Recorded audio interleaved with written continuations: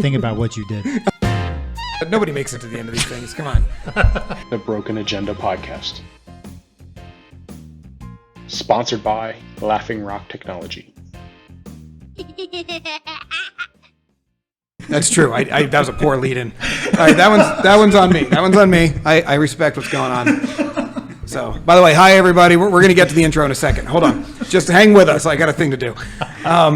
So my daughter has adventure. We should have changed our shirts. We should. Yeah. Should I do it now? Sorry if we're wearing the same thing as last week. We're doing back-to-back episodes. Don't worry about it. You're in my house. It's fine. All right. So my daughter has Adventure Academy, which is Big Kid ABC Mouse. Yeah. Right. Has not used this stupid program in like 2 years. Yeah. Hasn't touched it. Doesn't care. Like I tell her, like, "Hey, you gonna do Adventure Academy?" She's like, "Adventure Academy's lame, Dad." And I'm like, "All right, like, don't be weird about it, right?" So I'm paying $10 a month, $11, whatever it is, for this stupid program that my daughter never uses. So I canceled it. January 10th. Go in, cancel Adventure Academy. Are you sure? You'll lose all the benefits of Adventure Academy. You'll lose all your advancements and all of your money. We may not be able to recover this. You lose. They don't say anything about the fact that you just lost a year's worth of 2 years worth of money. That was like $250 or whatever I gave to Adventure Academy. The real adventure is watching my bank account deplete. She hasn't touched it in 2 years. I cancel it. I offered. They're like, all right, well, you're prepaid through January 27th. So everything will stay functional until January 27th. And then it'll all vanish into the ether. And I was like, don't care. Leave me alone. Right? That was on the 10th. The 12th. I kid you not. I walk into my bedroom.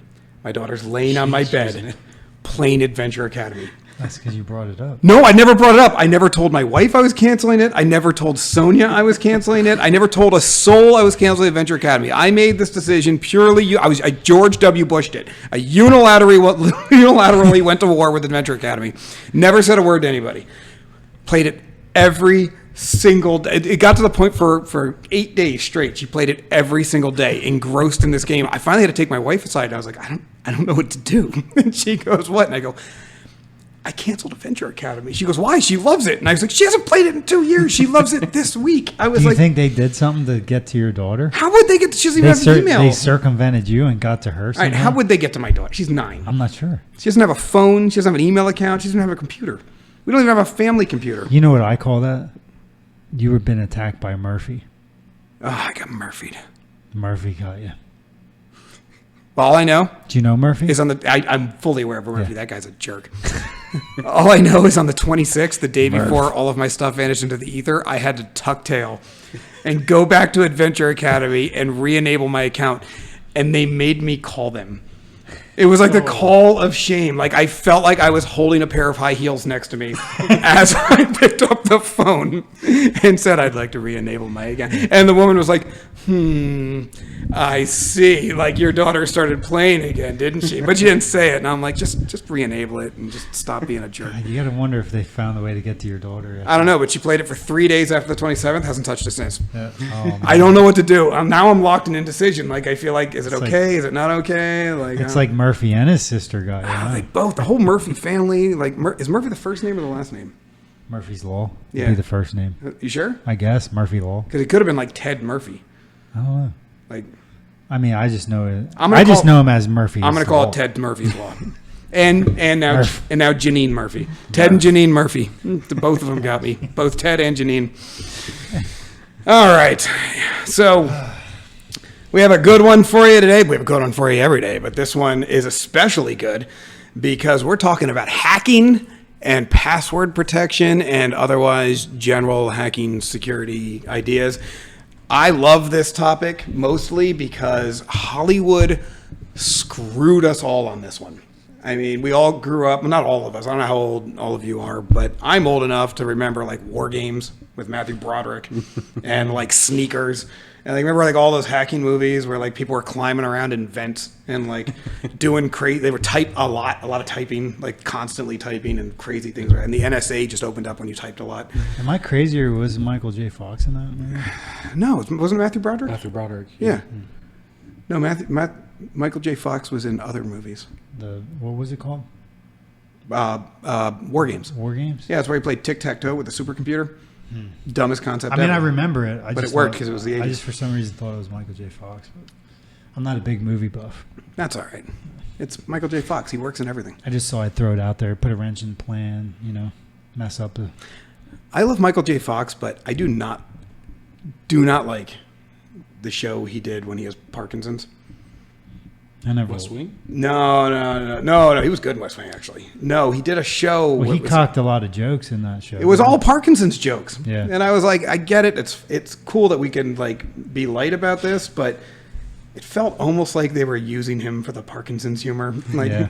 I don't know. It felt a little like I started getting uncomfortable watching it. I'm like, it's a click. And then I felt bad for clicking. I don't know.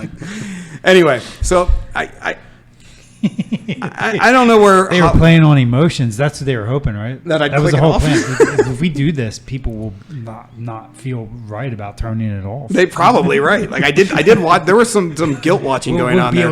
We'll be able to break through to their conscience. Yeah, I mean, I gave $8 to the Parkinson's Association after that. Did you? Yeah, See, that was they were doing. $8. Good job. I'm gonna help cure that thing. Good job. So, You should be proud of yourself. I'm more of a cancer guy. So, I'm a gambler. All right, I'm playing the odds. Yeah. Cancer's coming for me. I've seen what I've done to this body. So I'm getting ahead of it. I don't know where Hollywood got its hacker information, but I want to be very clear. Nothing you've ever seen in a movie prior to 2010 relating to hacking is even remotely close to true. God, I mean, they're pretty skilled though, so I don't know if we can make that assessment. Who's pretty skilled? Hollywood? Yeah, the guys. Yeah, Wait, 'cause wait, they're wait. like, They just have to tap on the damn, keyboard. oh man, right? that didn't work. Try this. Oh, that one. Got it. I'm in. That's exactly what it is. I love when they just guess the password. Didn't we have it? Didn't we have this discussion already? About Probably. I don't know. We've had a lot of discussions about a lot of I dumb remember stuff. this. We've done a couple of security related episodes, so I'm fairly positive I've ranted on this before. I do tend to rant. All right, so just bear with me. But anyway, War Games was an awesome movie. That's all I was trying to say. No, we're going to go through how they actually hack you, what you actually have to be aware of, and what you can realistically do to protect yourself. We're going to focus a lot. We've done a security episode. If you haven't seen it, I recommend watching it. It was a pretty good episode. Yeah. But we're not going to talk about general security in this. We're not going to get into antivirus or any of that baloney. We are going to get into heavily, though, how to protect passwords. Because far more than anything else, password protection has become a huge sticking point for a lot of people because they're just not sure, with everything being online, how to manage and protect that many passwords. I mean, the sheer quantity alone breaks a lot of people's brains. But I think the important part is most hacks are through a breached password. Mm-hmm. Right? So you get phished, you give up your password. That's how they're getting in. They're not doing anything. I think I got. Or social. Social. There's a shockingly large amount of social hacks. I think I actually fell victim recently. I can tell you a story if you want me to. Think or you know. I thought I did enough that I rectified the situation. So I was doing some research on an NFT project, and I went in and I signed up for their Discord, and they were about to go live with a mint. You remember all these words, Tyler? I do. Yes. Okay, so the project was going to go It's live. so condescending. Are you keeping up, Tyler? Are you okay? Yes. Me and my my terabyte of gig. Hold on. Let me get a whiteboard. I'll draw it for you as he talks. All right, so anyway, Terabyte of gigs. That's supposed to be one of the sound drops, but I can get it on there. You got to get that on there. yeah. Nice. Very good. All right, so I was doing research for a project, and I had a website open, and I use MetaMask to hold I have a MetaMask wallet. That's how I can get my NFTs. So I had a couple pages open, a web page, and I had my Discord, and I was going back and forth, and they shut the Discord down because there was I guess they must have had a bunch of bots coming in and scams and stuff coming in, so they shut the Discord off until they did the mint, in the hopes of keeping the scams at bay. And if you're not familiar with Discord, watch our absolutely terrible episode on social media. Go ahead. So I was going back and forth through each of the disc or each, the website, and I was going to the Twitter account, and I was scrolling down, and because Discord was shut off, I couldn't really find anything. I was trying to get to the white paper, which is like your, it's like the plan, the roadmap, which talks about the NFT, where it's going, what its plans are. It lays out, like a timeline for how they're going to accomplish each task and when they expect it to be done. Then the white paper talks about the project itself and what's all, what their goals are. And anyway, so as I was trying to find all these links, I had a direct message, which in Discord, like direct message is where a lot of the scams come through. So that'll be somebody, when you're on a server, they'll go in there, they'll see you, they'll send you a message. So anyway, I come back, and in all the searching around, I clicked on I had the direct message open, and then I was over here on the websites, and then I came back and I was like, oh, there's another website. And then I clicked on it, and I went through, and now I'm on the website, and it was a minting website. So like when you go to mint, you can't see all the information unless you connect your wallet. So I connected the wallet, and then I realized I went back and I was like, oh shit, that was the DM. So now I was like, now I've got a substantial amount of NFTs in this wallet. Oh man. So now I was like, now I'm starting to stress, because now I'm thinking like, now I don't. And then literally the next message on top was, we shut down Discord because of scams. No DMs, no direct messages. Dude, your heart had to drop into your stomach. Yeah, and I mean, I've all my Neo Tokyo stuff is in this. I've got land from Sandbox in there. So I was like, crap. Now I'm like, I don't even have a grip on how to do this quickly, right? So like, I'm like, okay, so basically, ultimately, my MetaMask wallet became compromised at that point in time, because I entered my password. So you got to open a new wallet. So now they can get in there with my password, get to the seed phrase. And so I was like, I gotta so then now I'm on Neo Tokyo, and this is when you're part of a community. I'm in there like, hey, what do you guys think? I logged onto the voice, I just did this. They're like, dude, you better clear your wallet out. Don't even there's no reason not to. Transfer all of it. So I'm like, okay, well, I'm on the browser. Like, how do I open the wallet and get another wallet going to make the transfer? So I had to open two different browsers, and then, then set up the second wallet. And first, I didn't even want to confess it because I felt so stupid. And then now I'm like 20 minutes into research. Did they get anything? No, they didn't. Okay. I got in. I talked to. That was where it was great to come to the community. And I said, what do I do? What do you guys? They said, we'll open another browser instance and get it set up and go through the. So then I set it up. I opened the new wallet. I started transferring everything, but the whole process took me like an hour and a half. But the whole time I'm You're stressed sweating out. Yeah. And then I'm like, I don't even want to send over. Like now I have to test it because I had to, be careful. I had to be cautious. Transfer, a little bit of ETH just to make sure it went through.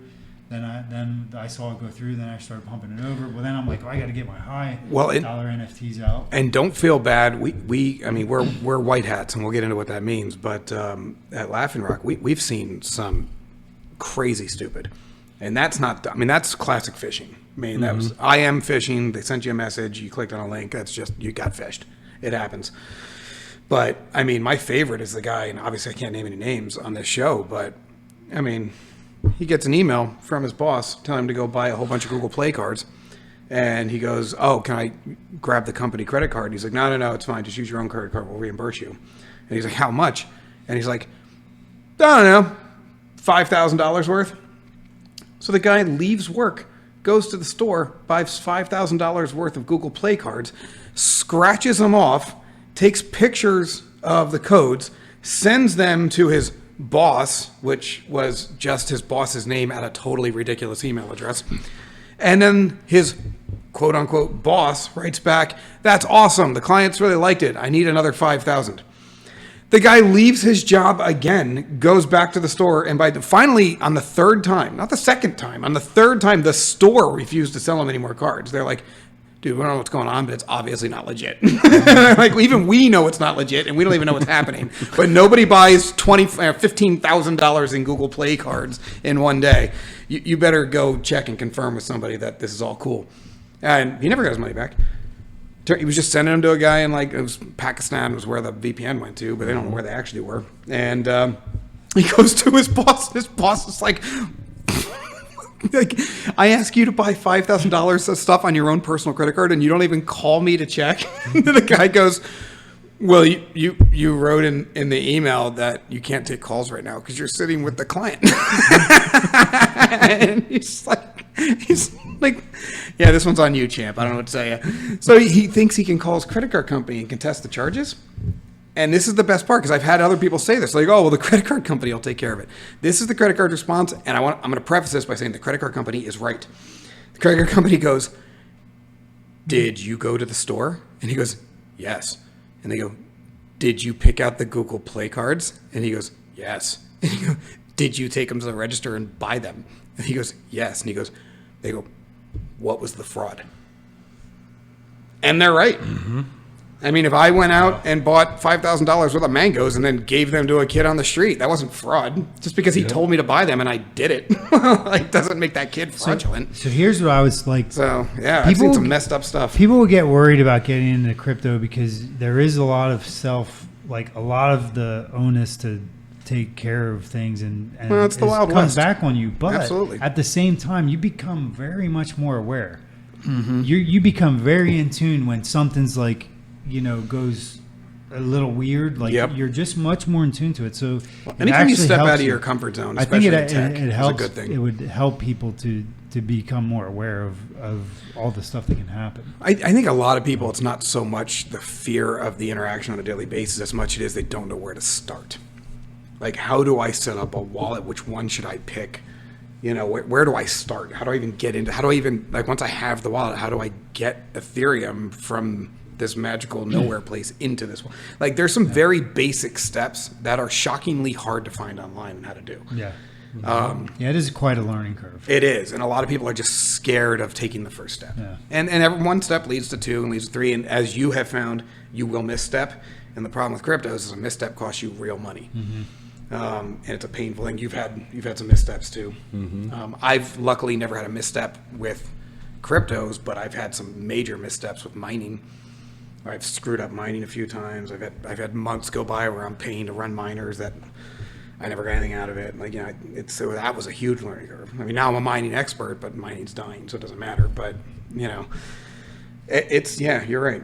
But you got to do it. Like, if you want to grow, you got to get out of your comfort zone. You got to touch the burner. Quickest way, I think the quickest way to get your head around tech is to get in crypto. But you would say that. Yeah. You're a crypto guy. Yeah. I mean, it's going to force you. Like, there's not really anything in tech that necessarily forces you. Everybody can drag through many things. Now, you can get into anything in tech and grow your horizon. You just got to do it. That's the problem with tech, is you got to do it. Mm-hmm. It doesn't matter what it is. It doesn't matter if it's VPNs from last episode or if it's getting into any of the stuff we talk about on this show. Like, a lot of people never take the first step. Why? I think they don't find it interesting. Why? It's like they just don't find it interesting. So it becomes and at least those people I get. Like, if you have zero interest in it, I get that. Mm-hmm. Like, there are things I have zero interest in. Absolute zero interest. And I have a little girl, and I'm very much a guy. There's things that she cares about that I white knuckle fake my way through. And I'm like, I don't care about your shoes. But yeah, I want to talk to you, sweetie. Let's talk about shoes. I mean, I get it. But if you care, like, what doesn't bother me, the people that don't care. What bothers me is the people who are like, man, I really have wanted to get into crypto for a long time. And my response is always the same. Like, well, then why haven't you? Yeah. Like, the only thing stopping you from getting into something in technology is you. Like, it's all there. I mean, Google makes it all at your fingertips, or DuckDuckGo, or whatever you use. I don't care. And you leapt in both feet. Like, that's a baller move, man. Like, it's and now you're by, I don't know, many definitions, an expert in a lot of these things. Not one. By many other definitions, an absolute imbecile. But, whatever. But, It's all good. All right, I hijacked crypto long enough, so we should get back to the original agenda. Well, it is a good thing though, because what you got hit with was a black hat hacker. Yeah. So and we've all heard these. We've all heard two of these three terms. Have you guys? I talk about it a lot, but have you guys ever heard of gray hats? I think you I don't went think I've over heard it, of gray. and well, I remember you guys talking about hats, but I don't remember. Yeah, I've all always the heard colors. white hat, black hat. Yeah, white hat, black hat. It's the very Star Wars definition of hacking. You're either good or you're bad. You're either the rebel or you're the Empire. You know, like, but hackers are not that altruistic or evil. Like, there's most hackers, I would say, probably fall in the gray hat sphere. And you know, my favorite example of a gray hat when I try to explain it to Like people. they're tinkering to learn or something. No, By accident. like Neo in the Matrix. Like he worked for a software company. He did productive things with his hacking talents and with his computer skills. But at night, he was selling bad code to the highest bidder because he has bills to pay. Most gray hats are kind of like, I call them tech mercenaries. Like they're going to sell to the highest bidder. Like if somebody offers them $10,000 to try to do an intrusion test on their network and report out, they'll do it for the $10,000. And if somebody offers them $12,000 to write malicious code to break into some corporate office, 12,000 is higher than 10,000. I'm going to do that job first. Like gray hats are kind of just trying to make ends meet, and they're going to take whatever the highest bid is. So, and most hackers are gray hats. They're not black hats. True black hat, just evil hackers are not the norm. Although they are the ones you hear about the most because they can be destructive. Yeah, and they can do a lot of bad stuff. But you know, most even black hats are gray hats because they want to legitimize their skill set by doing legitimate activities. I was going to say, there's companies that are run by guys who were famously black hat hackers in the past, and now they're running their own security companies. Yep, and a lot of hackers now will sell their services as publicly as white hat in order to cover their income streams for their black hat activities, because they need to be able to show income. Yeah. So gray hat is probably the norm in my opinion. Gray hat and white hats are pretty common. Like guys like me that do network infiltration testing and that try to breach stuff, you know, as part of a service. That's fairly common now too, more than it used to be. But the real thing I want to talk about here with hacking is how hackers hack. And I feel like this is probably one of the most misunderstood things in IT. And I don't know, not by educated people. And if you're watching this podcast, you probably got a more knowledge than the normal person. But yeah, I've got family members that are convinced that somebody is actively breaking into their computer at all times. Like they call me. You've got family members too. You get this too. Yes. You get like the 11 o'clock at night call. I think there's a hacker in my computer. Like, you know. Like when your wife nudges you at 2 a.m. and like, I think somebody's in the house. You know, it's like the same thing. They whisper into the phone. Like, why are you whispering? Like, you're talking about your computer. Like, Just hit your power button. if you really did, just unplug it if you think that's what's going on. But like they think like there's like these like dudes that are out there, and for some reason they always think they're wearing ski masks. I don't know why they would wear ski masks. They're usually drinking Red Bull. And We could emphasize that, right? What's if, that? If the audience is listening and they get paranoid about that, just turn your master power off. Yeah. As soon as I think something weird is going on in my computer, I just freaking hold in the power button. Yeah, step one, Power shut it down. Yep, shut it down. Power down. Couldn't you just put it in airplane mode? But, Is there an your airplane? phone? No. Oh, your computer? You're like your laptop. Most Well, of them have it an depends. airplane I always Oh, that recommend. was- you I always were recommend serious. shut it I thought you were down. messing around. No, I always recommend shut it down because airplane mode would help for an active hack. mode. Oh, but yeah. But most hacks are not active hacks. That's what I'm trying to say. So an active hack would be somebody's actually in your computer doing something. And I guess and I didn't even realize the computer go in airplane. Windows can. Most laptops can. Yeah, I'm thinking of my desktop. your desktop could too because Windows 10 Yeah, has like airplane I'm mode. thinking of my desktop. Oh, All it means is it's going to shut down all your communication peripherals, your Bluetooth, your okay. Wi-Fi, your network card. But that's only going to help if you have an active hack that's happening over the internet. But most times, a hack is not that type of hack. Look, there are 8 billion people on the planet, and most of them have technology devices. There's just not that many hackers. These guys are not working on one computer at a time. That would be the least efficient hacker in history. So the standard way that you're going to hack is you're going to write a script, either poorly done or well done, it doesn't matter, and you are going to release it onto the internet.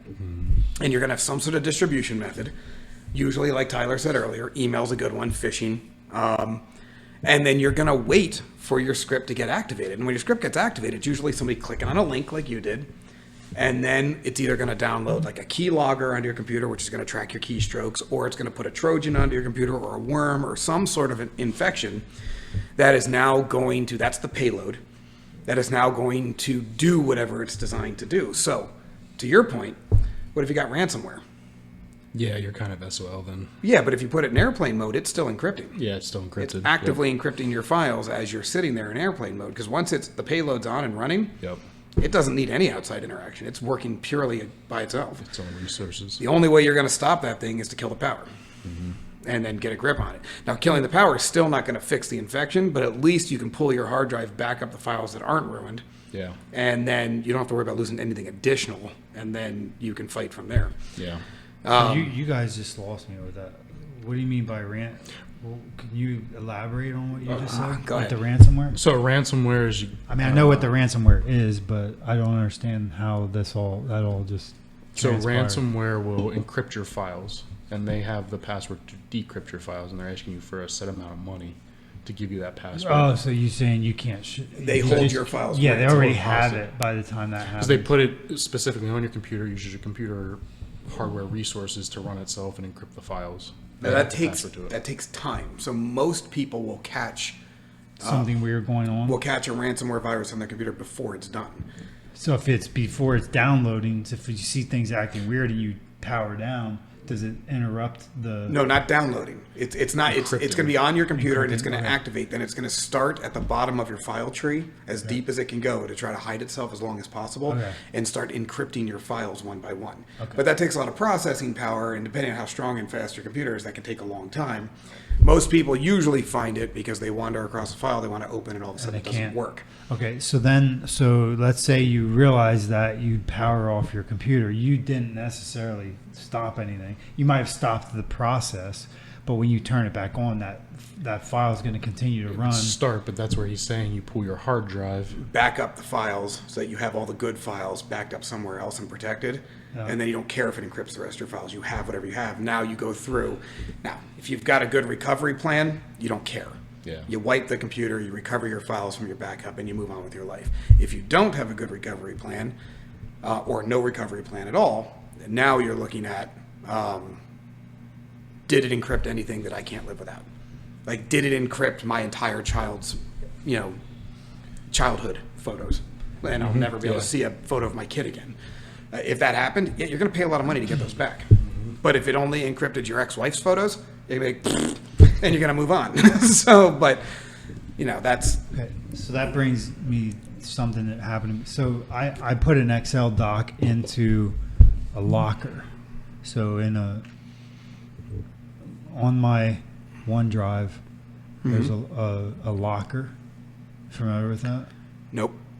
A locker? What do you mean? Well, so like I can put everything on my OneDrive, but if I have like a important document that I don't want to lock up, I can put it in the OneDrive in the locker, and then when I go open the OneDrive, you have to go through a process to approve the locker to open it.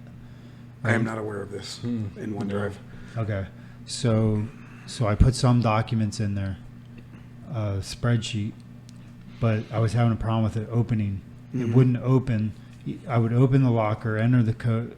So I thought that my Excel was like out of date. So I tried to update the Excel. Couldn't get it to work for like a month. I was going to call you guys. And then today I was like, I'm just going to pull it out of the locker and see if it works just in my OneDrive. So I pulled it out of the locker, opened it in the OneDrive, and the file was fine. But it wouldn't open the Excel doc. Is inside the OneDrive locker, is that a native function of OneDrive? Is that like something that comes with Yes, Microsoft? I'm pretty sure. Yeah, look that up. I'm curious because I'm kind of a Microsoft expert, and you're blowing up my street cred here, man. I have a personal vault. Yes, that's exactly what it is. Personal Vault. Oh, okay. So it's the residential personal. Okay, I know what he's talking about. I've never used it. We do commercial OneDrive, and it doesn't really come up because everybody's. So it was working Okay, fine. gotcha. It was working fine, and then all of a sudden one day it stopped working, and now it's just not. It's for some reason not opening an Excel doc. in there. I felt where I have to are we pull- heading with this story? Is it? I forget. Okay. I felt like you had lost track, but I didn't know. Why did I get? You said something. That We were made me talking about stumble. ransomware, then you talked about a file not working in Locker. Anyway, let's just move on. So corrupt. I don't know. It had something. You need another beer? No, it made, something you said made me think of it, and I thought. That, Well, when it comes back to you, jump in. We'll Yeah. keep plowing forward. I'm But, sorry. No, you're good. You're good. It'll come back to you. So that's the automated and the manual. I know it was relevant. Well, we were talking. Well, it'll come back. I don't know. But anyway, that's what we were talking about. So shut the computer down. But that's not. We're not getting into security here. That's not really what we're talking about. But yeah, different types of hacks. Social is the one that I think people discount the most, and this is the one that gets old people, and it makes me feel bad every time it happens. But social, I would say that's probably the most common type of effective Social hack engineering? is social engineering. And my favorite hacking story of all time is one of the most successful hackers ever came up hacking through like the early 2000s and the late 90s into the 2000s, everything else. And he wasn't a computer hacker. He used to apply for jobs as a janitor at Fortune 500 companies. And then he would just go from desk to desk and he would empty their trash and he would dust their computers and their desks and he would check under the keyboard to see if they had a post-it note with their password on it. He would check in their drawer to see if they had a post-it note with their password on it. He would look at their computer monitor to see if they had a post-it note with a password on it. And he said one night he would work for like a week and then quit the job. And he'd have everything he needs to get into a Fortune 500 network. And he would hack like Siemens, IBM. Don't laugh. I know I said Siemens. It was you. I thought he was going to laugh. Yeah, I laughed at him not laughing. Oh, okay. I'm still not laughing. Now you're just trying not to laugh. But he was never a hacker. And the same guy used to do a phone campaign where he would... He wasn't a hacker. He just did that for. Well, no, He wasn't a classic he wasn't a hacker. classic hacker. So now he's got your password. All he's got to do is log into the network. Well, he wasn't a hacker. He was a So social did he hacker. do this to prove a point? Or No, he was doing it for money. So he would was go in, actually steal hacking. files, sell them, and everything else. The other thing he used to do, which was brilliant, was he would, again, he loved being a janitor, but he would go in, he'd get the lay of the land, find out who everybody was, and then he would go out, he would quit the job, wait a couple of weeks until everybody forgot him, go to a payphone. This is back when they had payphones. And he would call in, ask for a specific person, and pretend to be IT support. It is amazing what they will give you if you pretend to be IT support. He would say, hey, Janine, this is Terry from IT.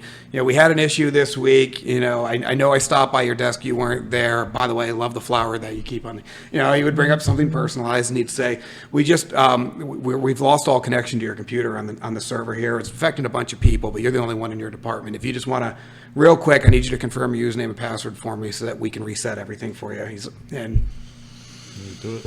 And they would just give it to him. People would just give them whatever they want. All you got to do is say, I'm from IT, and they'll give you whatever you want. And I tell you, I've been in IT for over 2 decades.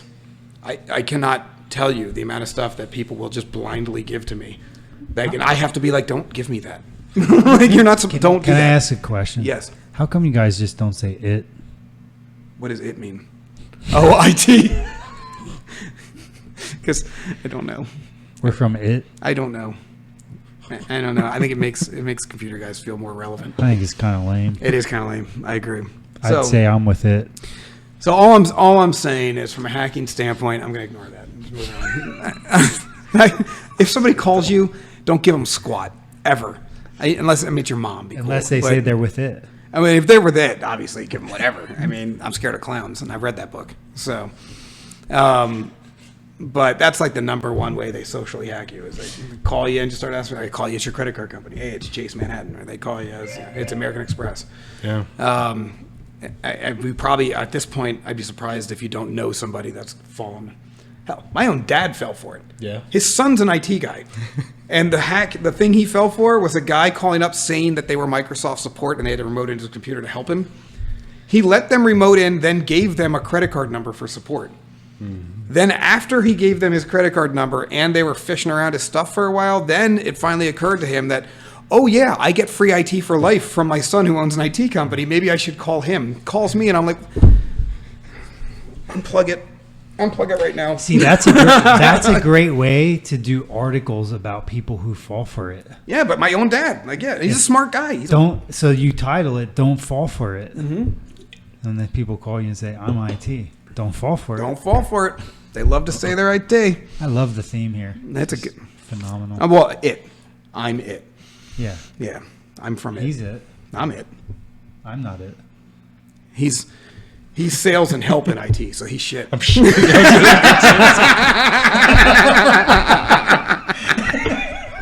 I was gonna say that same exact thing. It's perfect. Beat you to it.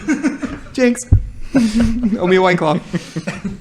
All right, we're gonna take a break right there, and we'll be back with more stupid jokes. Thanks. All right, we're back. Thanks for hanging in there, guys. Anyway, man, we went a little off script there. It got a little weird. So, do we even want to do this anymore? I mean, I got a whole agenda here. Do we care? Well, you've got a bunch of stuff you need to show. And I know where do you want to get into here? Because we've got the next thing on the agenda is getting into who the hackers are. Yeah. Do people care who these hackers are? I don't know if they. If you care. Oh, I know who they are. I mean, but the problem is everybody thinks, and this is another thing I get is, well, can't you just track them back to where they came from?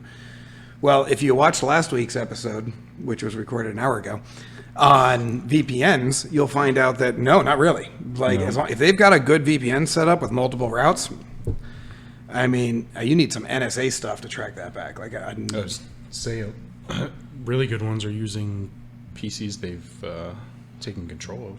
Yeah. To hop through and stuff. So they might be hacking from your neighbor, and we've even caught that. We have caught that. We've tracked back hacks in the past, and it's gone back to infected networks that was related to the person that we were doing the track back to, and it was someone who zombied a computer and was using it as an endpoint.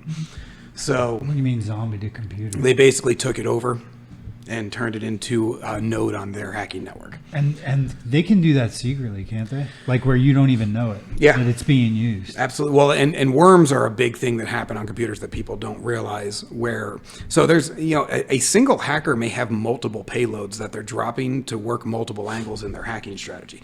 So they might have some payloads that are dropping worms into your computer. Those worms are going to dig in and they're going to silently start sending emails out from your computer and using you as an email relay. Yeah. And then they might have another Trojan package that's going in and it's maybe setting up zombie in your computer so that they can get in and they can take control from the back end at any point, and all sorts of other stuff while they're working on a front end campaign where they're actually trying to drop in keyloggers and do phishing attempts where they try to get usernames and passwords and everything else. And then there might even be a social component to it where once they've got all this stuff in place, they start calling people, and now they've got the network where they can go from computers that they control that have no affiliation with them.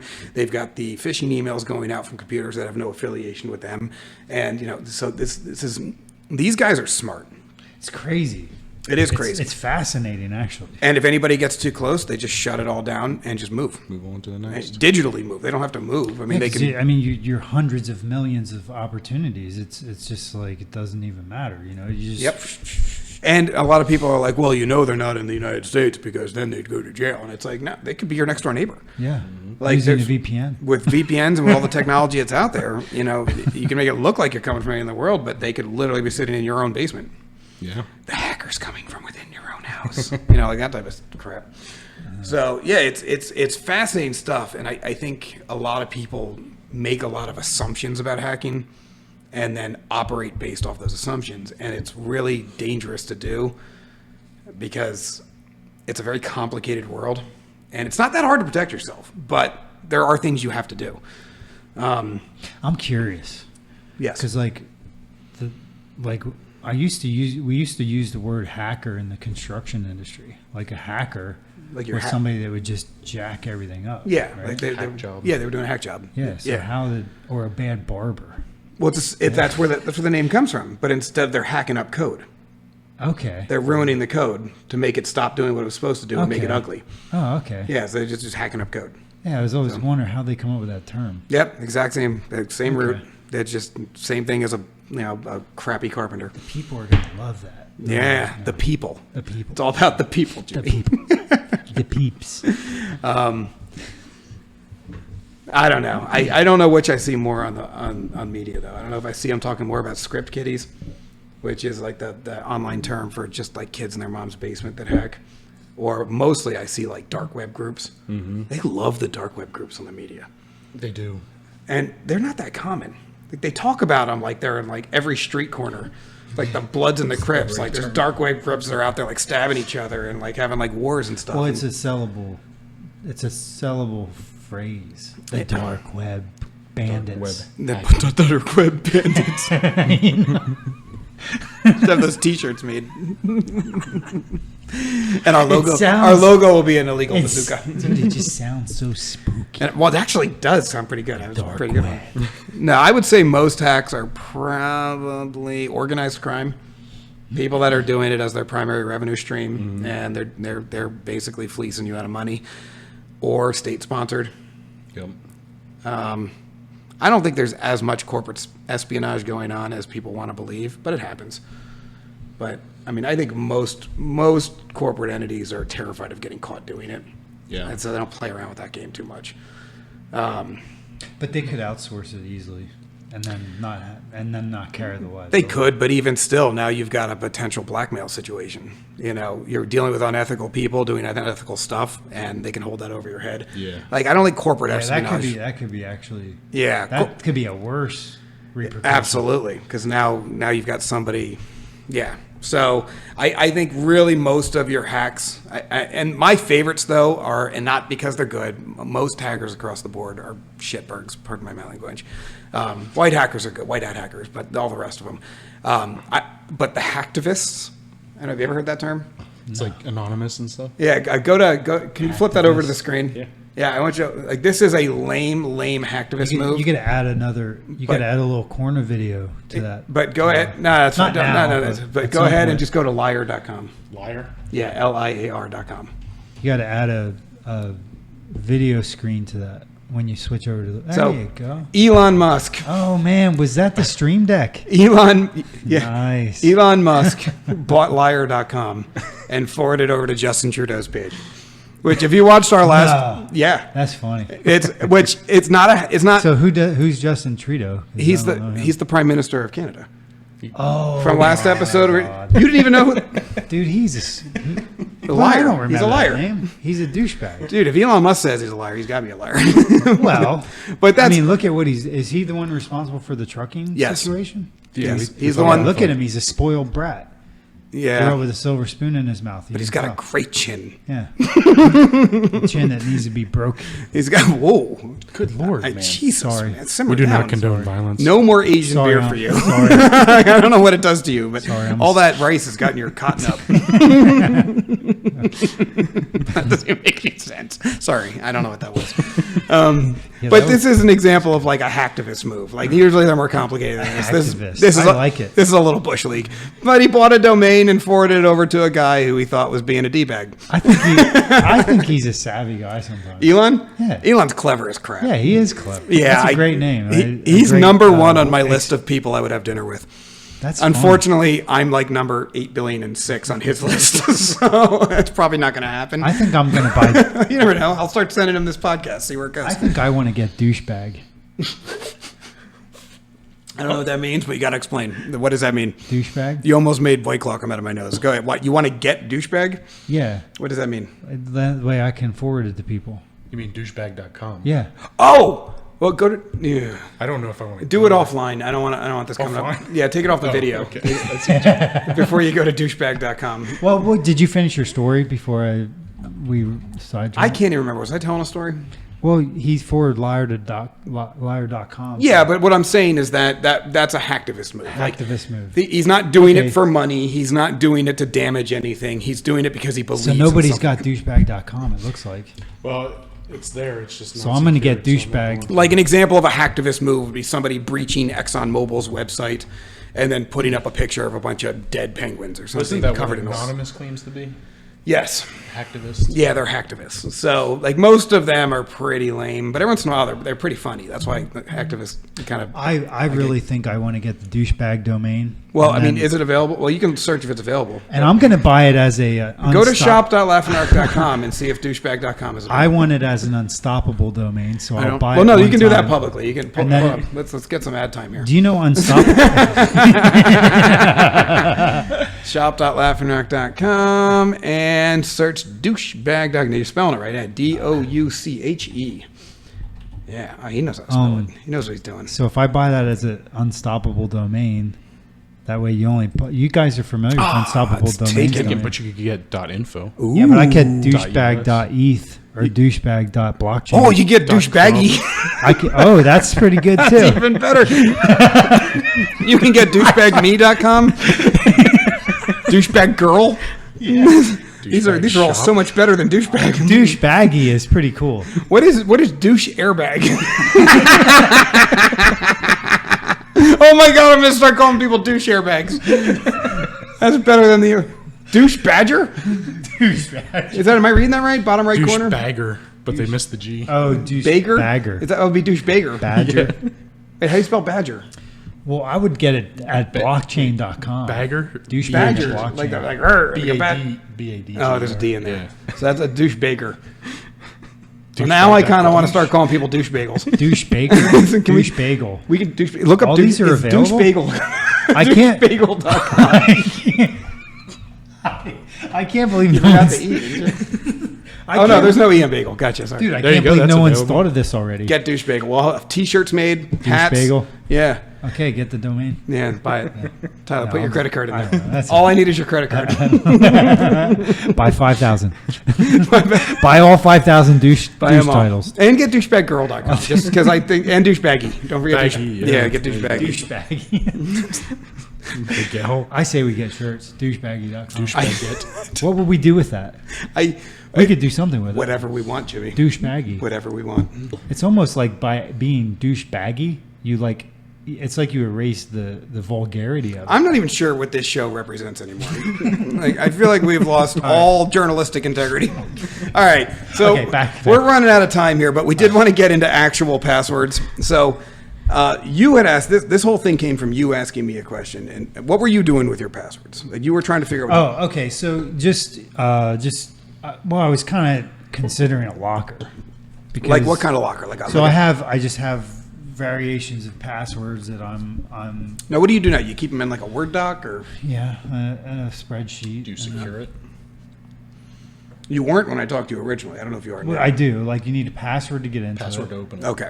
And then then it's in my locker, so you need to have a fingerprint to get in the locker. Is that the Password. spreadsheet you were talking about in And your then locker? a password to still open the spreadsheet even inside. Okay. So it's like double Okay. barred. I mean, I from a technical standpoint, I'm always going to recommend against anything on a spreadsheet. That's fine. But you were also asking about What I putting really it wanted to on know a thumb was drive. what you guys recommend for because you had said about where you is it a program or where it's constantly randomizing the password. Okay, you good? Yeah, you can. That's where. So there's tools called password lockers, and what those do is they'll keep all of your passwords, whether you create them or not. But they also give you the option to randomize your password, and you can select. And actually, I'll just do this. I should be logged in here. So if I was on a new website and I wanted to create a new password, I could just go in here, have it actually make me a password, and you'll see it'll randomize it based on the settings that I've put. So this is how you keep your password separate. So if one gets hijacked, you just have to change one password instead of going through and changing all the passwords. The nice part about using something like this that's based online, that's browser integrated, is you can run it on your phone and you can run it on all your devices. So anywhere where you're logged into this app, you have access to your password database, but it's all encrypted. So it's not like it's available. Yeah. It's password protected and 2FA protected as well. I cannot talk enough about 2FA, but we'll get into that in a second. Yeah. Yeah, so that's what I was going to say next. So this is like it's almost an authenticator. Well, this is this is more than just 2FA. So this is password protected, 2FA protected, and you've got an org key. So there's a third level of protection on this. So the organization has a password. Then you personally have a password. You have to know both of those. And then on top of that, you have to 2FA in, I think typical settings are once every 24 hours, right? Yeah, it depends, because sometimes when I'm working from home, I have to do it twice a day. Yeah, sometimes they'll do more often, but And but and fairly then regularly. The big primary concern too is like, it's so much things going on right now that like I need to be able to like dish something off to my wife. You know what I mean? That because it's so complicated right now, and I get concerned about that, and I want to be able to make it easier. Like, say something was to happen to me, like it's going to be a hell of a time. It's going to be a difficult time just dealing with what is going on, let alone just getting in and accessing everything. So, I think this is really a critical thing that depending on how complicated people's lives get. With This what is they're not. doing. I mean, it's nice for that. I have one that I use in my personal, for my personal stuff, and that's this tool here. And I had my wife set her stuff up, and we could almost share this because then we could both literally use it. we wouldn't share this. What you do, like with this, what I had to do is set up an organization. It was just the family name. My wife has her own account, so she can store her own passwords. And if we want to share stuff between each other, like the Disney Plus account, we just add it to that organization. The Macaulay. But couldn't you just organization. both share the same account? You could. I mean, in theory, Okay. but me, that's a security risk. I don't know why, but I made her get her own. I would too. I mean, Yeah. And so, do you have to buy two separate accounts then to do that? it depends on the tool you use. Now, which one is Because that? I mean, I would in my position want I would. Well, I guess I have company needs that need to be satisfied. Well, let's put some general guidelines on this. So, number one is you should never be keeping on a Word or Excel document. Period. Ever. That's never a good idea. Two, I strongly recommend there are local databases, and my favorite of the local databases are KeyPass. KeyPass, yep. KeyPass is a great local database. I do not recommend those either. Now, if you've got KeyPass installed on your computer and you're syncing it up to the cloud and it's secured, you can make it work. But the problem with local databases is they're local. Most people are not going to manage them correctly, and you have hard drive failure or a screw up on your cloud account or whatever, and you can lose all your passwords. Thumb drive. I get this question far too often, is what if I just keep them on a thumb drive and keep the thumb drive on me at all times? That is an absolutely horrific idea. And if you're thinking about that, please don't do it. Thumb drives get lost far more often than you can possibly imagine. They get washed. I was gonna say 1 or 2 passes of the laundry and it's gone. And they always end up in the laundry. It's all, thumb drives should only be used for one purpose, and that is moving stuff physically from one location to another. Other than that, there's absolutely no reason to even own a thumb drive. And then there's cloud, and that's what we're talking about here. So I really, at this point, 4 or 5 years ago, I would not be recommending cloud. Cloud has come so far that all the traditional concerns about cloud are gone. I mean, I don't know. Do you have any concerns about cloud? Well, I did. I mean, I've had concerns about it the whole time. I need a solution. So, I mean, that's why I asked the question, because at this point, I'm thinking about veering in this direction. Well, a reputable cloud provider, and you got to do your research to make sure you pick a good one, but a reputable I was cloud hoping provider you did the research.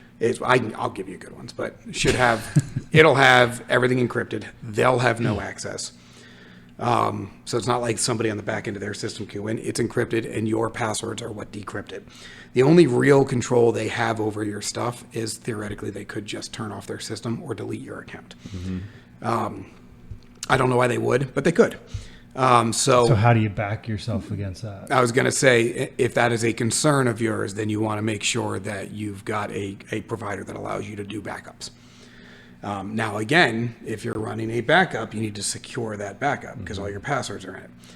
So this may be where your double password protected thumbprint locker might be a place where you could put in your secure backups of your password database. So at least you have a place where it's secured. So do you still have, when you do this, do I still have passwords on each account but then it's generating a password, but then these are default passwords? No, it's not automated. You have an individual password for every account. So every account has its own randomly generated password. Now, how often you rotate that password is up to you. So what exactly are you backing up then if it's a randomly generated? You're backing up those passwords and the login details. Yeah. So in case the provider, the password provider, So I'm goes backing down. up the login information, but the password is randomly generated. So you're saying you're backing up randomly generated? You randomly generate it and then you save it because it's going to have to be. Yeah. So can you show him can we show Yeah. a list So of passwords? so you mean Obviously it not passwords generates? themselves, but in you can do it in ours. Okay, so it generates a random password that you So just continue to expand use over my and vault. over. Yeah, there. See, he's got Adobe, Barracuda. He's got a whole bunch of credentials there, and all of them are set with a username, and then like a 12 to 16 character randomly generated password with uppercase, lowercase numbers, and special characters. So if anything happens to this, you're kind of really screwed because you would have no way to get it. And that's why you want to look at something that you can run offline backups of. So now the one we have okay, here. So the random, I'm struggling to get it. So the randomly generated password, is that become the password forever? Yes. Like that's the same password used over and over again. It's not like an no, authenticator. No. You It's never want to use individualized. the same password for multiple sites. Okay, so it's going to generate a password how often? Well, let's maybe No, start here. once. So, After that, you go through and manually change the password if you want to rotate your password.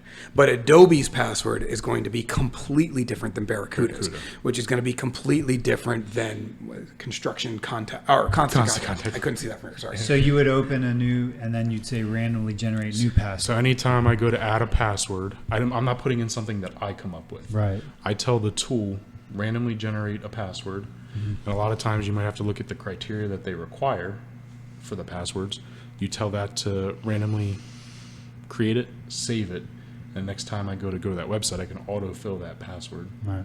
But you want it to be different because what will happen is, let's just say Adobe's been breached, but what they'll do is they'll pull down your email address and your passwords, assuming that's what they got in the breach, right? And they'll put bots to task, and they'll just go out to every website that they can with that username and that password. And if you've kept everything, Go ahead and pull up Pond. You've been pawned. Yeah. I mean, I know we did this in a previous episode, but it's relevant. And then so that randomly generated password stays the same unless you physically say generate me a new password. Yeah, so You go would ahead go in and put in, Throw mine. put it, you can put it mine. Okay, that's I'll fine. blur it, so it's not a big deal. Okay. Now, Oh no, Pond. So there's an Adobe breach in 2013. Yep. So we went through this in previous episodes, but that username that he put in as his password has been associated with breaches in the past. So any password, so let's say his password on Adobe for that username in 2013 was the word password. Right. Well, now what a hacker is going to do is write a script to go to every major website on the internet, like LinkedIn, Under Armour, whatever, Tumblr, whatever, and just try his email address with the password because it knows you used it once. What they're counting on is the fact that you're like my dad and you use the same password for everything. Yeah. And if that's the case, then they can start breaking into your bank account. They can break into your Facebook page. They can break into, all of these big name, your Twitter account, because they have your email and now they have an example, and they're going to try variations of that password. So you think, oh, well, I switched password to P4SSWORD. Yeah, they know that. Yeah, they're going to try that too. They're going to do standard variations of common passwords. So the only way to bypass that strategy is to have randomized passwords. It doesn't mean you randomize them regularly. Like pretty much once you set a 12-digit super complex password for Adobe, you're probably not going to rotate it unless there's a reason to. Yeah. But that password is only being used for that site. So if Adobe has another breach, it doesn't help the hacker because every other password has a different password. Every other website, sorry. So that's kind of the point. Okay, so when you first started talking, I think you said something. You said that there was some locker that you could use, but you don't recommend that. Are you saying that that's a locker that comes standard issue with a phone or something? No, I think you're talking about KeyPass. Yeah. KeyPass is a locally installed password application. Okay. So it does the same thing that the cloud version we just showed you does, Yeah. but it saves the password database on your computer. Oh, so then that becomes a breach point. Exactly. Or if your computer fails, you could lose the database, and then the database is just gone. Okay, so then to come back and say we need a backup of something somewhere, then what is the safest way to do that? To do what? Like Back up your passwords? Yeah. That's where you want to make sure you work with a password database company that allows you to export your passwords. Okay. And So then they export it where you export it. You're Like going to hard export it. drive You're going to export it, and you're going to want to save it into your locker in OneDrive. into lock. That goes into your super. And then if locker. that's still so then if that's saved there, then it has a fingerprint, and you can still put like a login password to even open the file. Yes. So you can still double lock it inside. Yes. Yeah. Okay. So, yeah. Yeah. That sounds like a great. Now the other thing, and I cannot stress this enough, and I don't know if you want to flip over, but you absolutely have to use 2FA. Yes. 2FA has become just the gold standard of security. It's required, and the reason why is simple. Because people can breach, even if you have randomized passwords. If they have a keylogger on their computer, they can sit there and just wait for you to access websites and just start jotting down your passwords. So there's ways around everything. You know, the world of hacking and security is not a one-size-fits-all world. They're always coming up with ways to get around stuff that we're coming up with to get around the stuff that they're coming up with. 2FA makes it extraordinarily difficult. Again, not impossible. They could clone your phone. They could do a lot of different things. But Tyler has a program up here called Authy. So he's going to go ahead and he's going to show you how it works. So he goes to log in, and it's immediately saying, hey, we want to let you in, but we want to make sure that you're you. So pull up your third-party program. We use a program called Authy, and put in the randomly generated code that comes up every 30 seconds. Okay, so now this is Authy. It's not like there's Microsoft Authenticator, Google Authenticator. They do the same thing. Right. They all do the so same now, thing. But obviously, I personally would like to veer away from those two. Exactly. That's why we use Authy. Okay. Authy's a third party, and just about everybody works with them. They obviously go back. If you hit the back arrow on Authy, Yeah. you can put multiple. So Microsoft Authenticator is a little bit geared towards just Microsoft products. Authy's geared towar's everything. So I mean, Tyler's got what do you got? A dozen plus. Probably. So now we're talking. Now you've got that password locker. Is that what that's called? Password locker. Yep. Okay, so you got a password locker. Then you got your two-factor authentication. So you're almost like that's like a triple Yes. setup right It's there. it's exactly what it is. And then the exactly what same it is. thing. Well, I wouldn't have a. Well, even quadruple because you've also got your org key on Yeah. a good one. So you got your password to get in. You got your org key. You've got your 2FA. And I have to also go through an authenticator to open my locker. Like I can use Okay. an authenticator to open the locker. So it's yeah.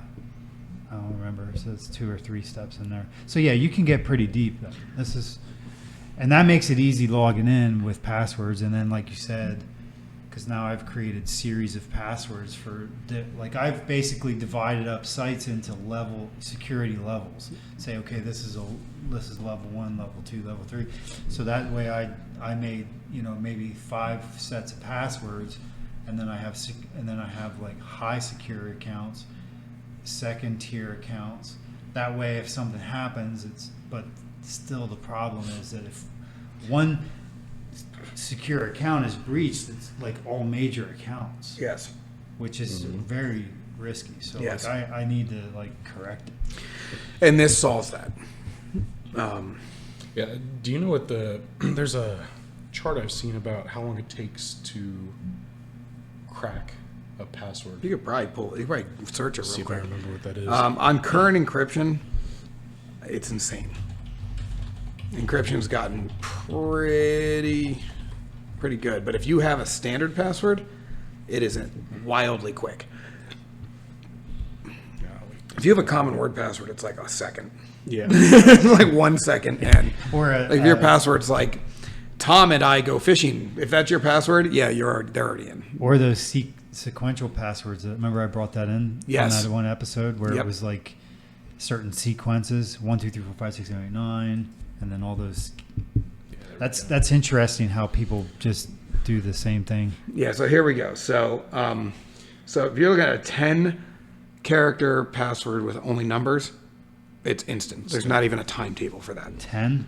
But only numbers. Just numbers. Yeah. So just by adding just numbers. just by adding lowercase letters to it takes them an hour. Now, if you put uppercase in there as well, now you're at a month. A month. Yep. And if you throw numbers, uppercase, and lowercase in there, now they're at 7 months. And if you throw some special characters in there as well, you're 5 years. So this is why, nerds like me push it so hard. So we typically use a 12 character password with numbers, uppercase, lowercase, and symbols. And what is that? 34,000 years. It's 34,000 years. So in the year 36,000, they'll be able to get into my Adobe account. If they're still interested. Pretty sure they're dead.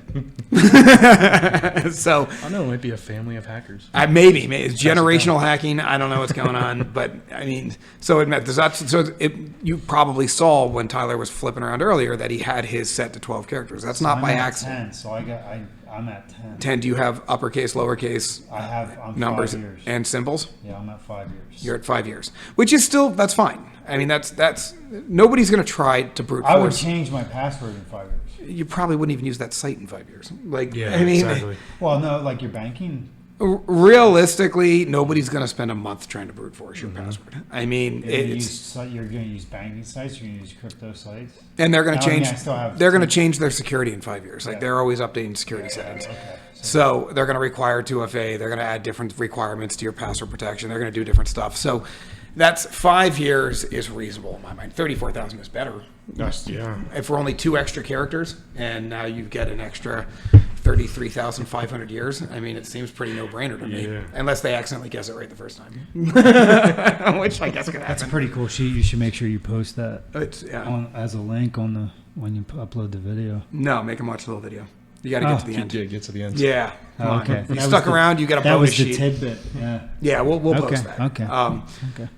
So, but I mean, this is why it's so important to have the variations, because it's the complexity. Processing power is always going up, so these numbers will consistently come down. Now, it's not going to happen. Most places have attempt lockouts. It's like they won't Both waste sites. their time. Well, they're not. They're gonna look at the purple It's not their time. and maybe the first It's computer layer of time. red. Yeah. So they might sit there and try for a week. Oh, so they can just let it run. They Right. can automate it through an AI bot. Yep. Especially now because AI bots are like just becoming Yeah, and they'll just sit there and pound on it. forever. I mean, and then they can look at. Then the hacker goes back, look at their program. Oh, let me make this little. now tweak remember, here. there's a cost to everything, so it's going to use electricity for them to have that computer running that hack constantly and constantly pounding away. It's going to open them up to possible detection because everybody in IT security is looking at brute force attacks, and you can see every time they hit. And it's going to take them away from easier low-hanging fruit. Yeah. When they dedicate resources to something that's hard to breach. So most hackers, if they're doing brute forces, which is not that common anymore, but it still happens, they're not going to spend a month trying to hack your password. Yeah. They're going to spend an hour tops. And if they realize they're not getting in, they're going to move on to something easier. They're looking for low-hanging fruit. It's almost like it's not get that the dead. hacker's trying to get your stuff. It's almost like the hacker's trying to use you to hack other people. Well, and they're So just looking for that. they're just trying to get something. Is that And then making once they sense? get Am I something, they understanding want to see correctly? if it has any value. And if it has any value, then they want to exploit it. I mean, I can't tell you how many hackers Or they just want to hack your system so that they can do an email. maybe. Attack, Well, right? they're going to do that through a worm, which is probably so. Okay. Over 80% of all hacks start with email. So brute force attempts are not common anymore. Yeah. People have gotten wise to passwords, and 2FA has pretty much killed the brute force hacker. So this is not a thing you see anymore. So having a secure password just means that look, I've said this in previous podcasts. I'm going to say it again before we end this one. There is no such thing as an unhackable system. All you're doing is making your system harder to hack than your neighbors. It's the classic story of if we get attacked by a bear, I don't need to run faster than the bear. I just need to run faster than you. And that's exactly what it is in the IT world. Like, I don't need to be the most secure system in the world. I just need to be more secure than you. They'll get to you and they'll eat you, and I can run away with my computer. Yeah. And that's what it is in hacking. By the time they finish eating you, I've updated my password. Exactly. Just don't be low hanging fruit. That's all we're saying. And hackers are dicks. They were saying that too.